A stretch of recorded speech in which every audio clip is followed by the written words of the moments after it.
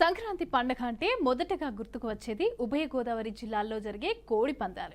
ఈ పందాలు కాయడానికి చాలా మంది ఆసక్తి చూపిస్తూ ఉంటారు. వీటి కోసం తెలంగాణ, కర్ణాటక, తమిళనాడు సహా పలు రాష్ట్రాల నుంచి కూడా పెద్ద సంఖ్యలో వచ్చి పందాలు కాస్తూ ఉంటారు. ఇక తూర్పు గోదావరి జిల్లాలో సంక్రాంతి సంబరాలు అట్టహాసంగా కొనసాగుతున్నాయి.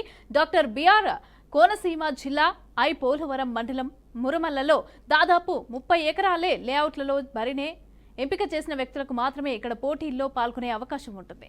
పందెం రాయుళ్లు భారీగా నగదులో బరుల దగ్గర బారులు తీరారు. రెడ్డిగా ఇదే అంశానికి సంబంధించి పూర్తి డీటెయిల్స్ మా ప్రతినిధి వెంకట్ అందిస్తారు. వెంకట్, ఉమ్మడి తూర్పుగోదావరి జిల్లాలో సంక్రాంతి సంబరాలు అష్టాహంగా ప్రారంభమయ్యాయి. ఈరోజు ఉదయాన్నే చిన్నపిల్లలు రేగిపళ్ళతో తలంటు స్నానాలు చేసుకుని నూతన వస్త్రాలు ధరించి తమ కుటుంబాలతో సంతోషంగా గడిపిన పరిస్థితి అయితే ఉంది. ముఖ్యంగా సంక్రాంతి పురస్కరించుకుని నిర్వహించే కోడి పందాలకు రాష్ట్రం నుంచే కాకుండా ఇతర రాష్ట్రాల నుంచి కూడా భారీ ఎత్తున ఈ పందెంరాళ్ళు అయితే తరలి వచ్చారని చెప్పుకోవచ్చు. ముఖ్యంగా కొత్తపేటలో కోడి పందాలకి కాకుండా ఈసారి వెరైటీగా కేరళ పడవ పందాలు పోటీలు నిర్వహించారు.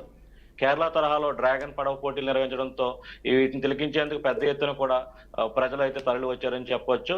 మరోపక్క అంబేద్కర్ కోనసీమ జిల్లా మురమల్లలో 30 ఎకరాల లేఅవుట్లో ఒక పెద్ద పందెం బరిని అయితే ఏర్పాటు చేశారు. దీనికి సంబంధించి స్టేడియం టైప్ లో ఏర్పాటు చేసి అక్కడ ప్రేక్షకులు చూసేందుకు తిలకించేందుకు వీలుగా కూడా అన్ని ఏర్పాట్లు పూర్తి చేశారు.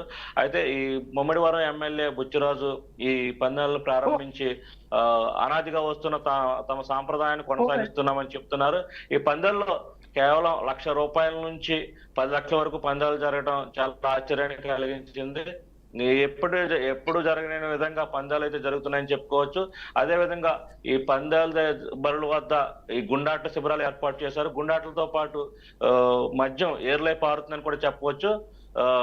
ప్రతి గ్రామంలో కూడా ఈసారి అయితే ప్రతి గ్రామంలో కూడా కోడి పందాల బరులు ఏర్పాటు చేయడంతో కొంత మేర ఇది వరకు ఉన్నంత మేర అయితే పందెం రాయిళ్లు రావట్లేదని చెప్పుకోవచ్చు. కొంత నిర్వాహకులకు కొంత నిరుత్సాహం అయితే మొదలైంది.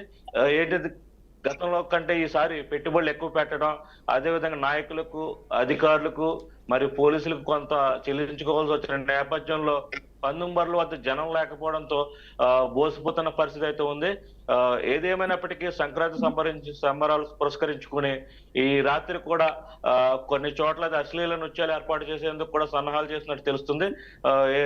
మొత్తం మీద ఉమ్మడి తూర్పు గోదావరి జిల్లాలో సంక్రాంతి సంబరాలు అయితే అంబరాన్ని ఉంటాయని చెప్పుకోవచ్చు. Right, thank you Venkat.